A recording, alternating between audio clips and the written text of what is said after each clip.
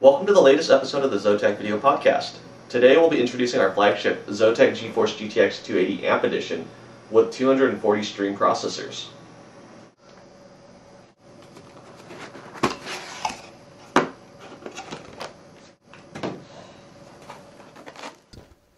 The ZOTAC GeForce GTX 280 Amp Edition features dual-link DVI outputs as well as a TV output and requires additional power from your power supply. The card comes bundled with a DVI to VGA adapter, a DVI to HDMI adapter, a SPDIF audio input cable,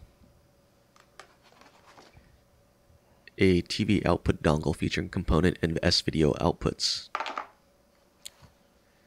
a dual 6-pin to 8-pin PCI Express power adapter, and a dual Molex to 6-pin PCI Express power adapter.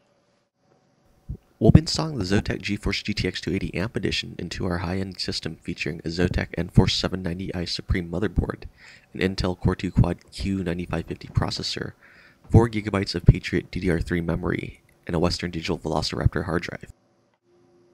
Please make sure you have an adequate power supply before installing the ZOTAC GeForce GTX 280 Amp Edition.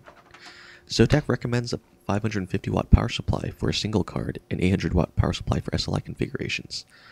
The 6-pin and 8-pin power connectors must be connected or the system will not boot.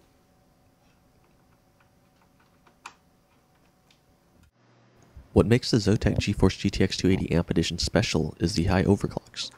The card features a 700 MHz engine, 1400 MHz shader, and 2300 MHz memory clock speeds, which are 4 to 16% higher than the standard GeForce GTX 280 graphics card. To demonstrate the power of the ZOTAC GeForce GTX 280 Amp Edition, we'll be using Crysis and Race Driver Grid. With Crysis, you should expect a smooth 35 frames per second with a resolution of 1920 by 1200 and high-quality textures.